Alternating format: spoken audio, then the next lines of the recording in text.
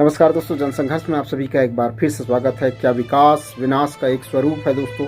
जल जंगल जमीन को काट कर क्या विकास कर सकते हैं? क्या हमें सड़कें चाहिए, बिजली चाहिए?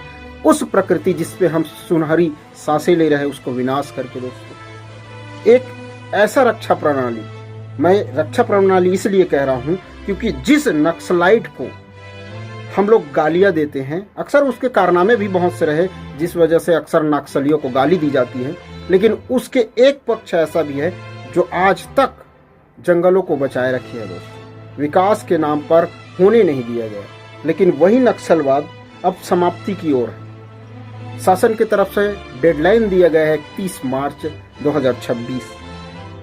क्यों आज तक बड़े विकास के कारण नहीं हो पाए? अक्सर जंगल एरिया में बस्तर है, छत्तीसगढ़ हो, महाराष्ट्र हो, झारखंड हो, क्यों नहीं हो पाए?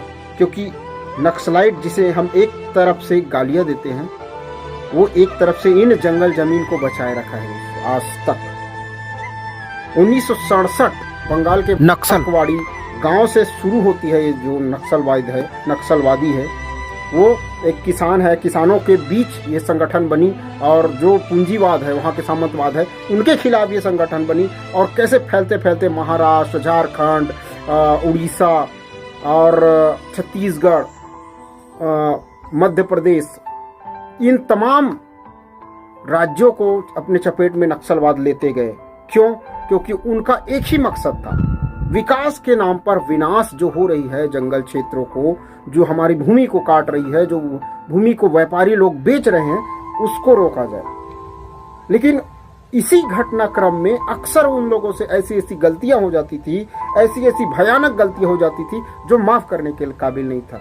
छत्तीसगढ़ की वो ही सबसे खतरनाक घटना आप सभी को याद है दोस्तों, 2010 की बात है, जब 76 सीआरपीएफ के जवानों को जिंदा जला दिया गया था। आप सभी को पता है, गृह मंत्री, जो केंद्रीय गृह मंत्री है, उन्होंने इस्तीफा देने की घोषणा की थी। बाद में उन्होंने सभी उनको मनाए और उसके बाद नहीं दिया गया इस्तीफा। उसके बाद जो सबसे बड़ी घटना घटी 2013 में, जो छत्तीसगढ़ के कांग्रेस के उच्च जितने भी सदस्य हैं उनको मौत के घाट उतार दिया गया नक्सलियों के द्वारा। जीरम घाटी कांड जिन्हें कहा जाता है। इससे नफरत इतनी फैल गई, और दो पक्षों में नक्सलाइट को दो पक्षों में अक्सर देखा जाता है। एक हिस्सा है जो नक्सलियों को अपना भगवान मानती है, अपनी देव मानती है, और एक हिस्सा है जो नक्सलियों को एक आतंकवादी मानते हैं। ऐसा मान के चलिए, आतंकवादी के रूप में ही उनको देखा जाता है। और कई ऐसे कार्यक्रम भी चलाए गए जिसमें साधारण सी आदिवासी भाई बहनों को भी गोलियों से का शिकार बनना पड़ा इन नक्सलाइट ऑपरेशन के जरिए। आज तक किसी भी क्लियरिफिकेशन में ये नहीं आया कि सचमुच में ये नक्सलाइट है या एक ग्रामीणों को भी मारा जा रहा है। कई शिकायतें मिली, कई जांचें हुई। आप सलवा जुड़ूम को जानते हो, जो नक्सलाइट के खिलाफ ऑपरेशन हुआ था, जिसके वजह से कर्मा, जो वहाँ के मेन लीडर है, उनको मौत के घाट उतार दिया गया। जीरम घाटी जब कांड हुआ तो उस समय नाम पूछ कर मारा गया, ये सभी जानते हैं। लेकिन दोस्तों, ये पक्ष अलग पक्ष है, एक बुरा पक्ष होता है, एक अलग पक्ष होता है। लेकिन आज की डेट में ये जो 7 से 8 राज्यों को छूने वाली नक्सलवाद है, वो आज के डेट में सिमटती हुई नजर आ रही है दोस्तों। और इस सिमटन के कारण एक दौर था जब 2000 से 2010 तक जंगल में घुसने की हिम्मत नहीं होती थी।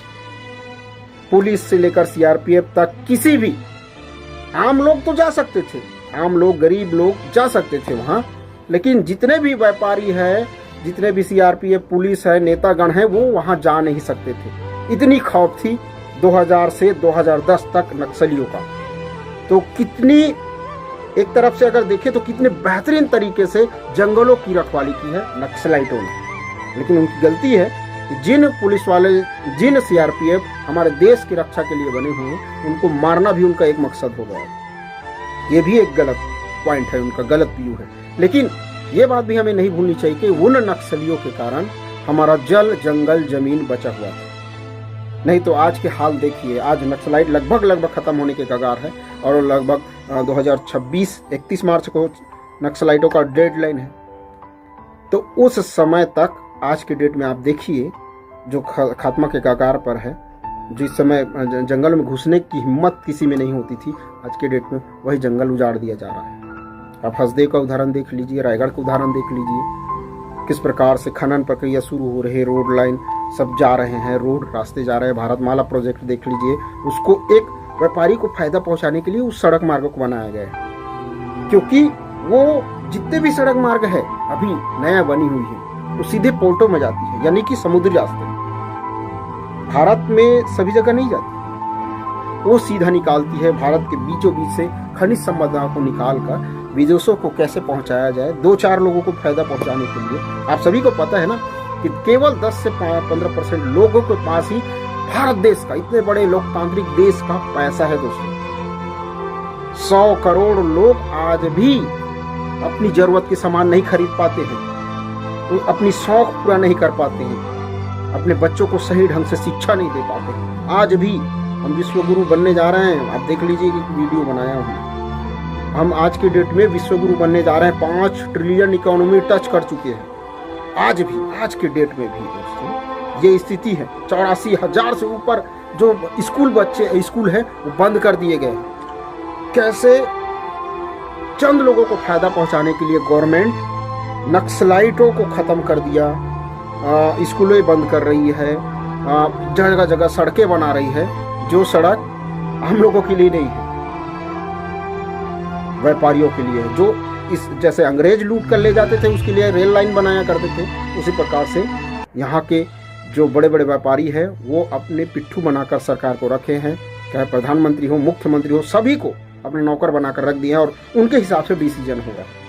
तो ये नक्सलाइट की खात्मा इसलिए की जा रही है दोस्तों, ना कि आपके लिए की गई है। नक्सलाइट का खात्मा सिर्फ यहाँ के खनिज संपदा को निकालने के लिए, इन तमाम जो राज्य है उनके खनिज संपदा को निकालने के लिए की गई है दोस्तों। आप कौन से पक्ष में हैं? क्या नक्सलाइट के पक्ष में है जो एक जल जंगल जमीन को बचाती है? क्या नक्सलाइट के दूसरे पक्ष है जो सीआरपीएफ को आग लगाकर मार दिया गया? बहुत सारी घटनाएं हुई 2000 और बहुत 1000 से अधिक लोगों की मृत्यु हुई नक्सलाइट केसेस में। आप क्या कहते हैं दोस्तों? क्या छत्तीसगढ़ के लिए नक्सलाइट सही था? एक पहचान भी बन गई थी, छत्तीसगढ़ मतलब नक्सलाइट राज्य। आप इस बारे में क्या कहते हैं हमें कमेंट करके जरूर बताइएगा। चलिए मिलते हैं नेक्स्ट वीडियो में। हाँ, सब्सक्राइब जरूर कर दीजिएगा और छोटा सा लाइक बिल्कुल फ्री है। जय हिंद।